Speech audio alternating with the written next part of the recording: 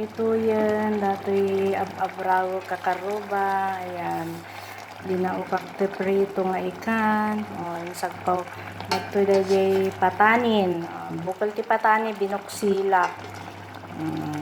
Tapos, yung laok ko datoy parian, tatay, kabil ko matanda ito'y bilunak, ayan. Kabil tayo ati bilunakon, tamangan tayo. Ayan. Ayan, halo na natin. Half cook lang ito guys para masarap. Ayan. Ayan, mga sidol ang ating ulam. Ayan. Dati lauk na nga patani. Binuksilang tayo rin patani.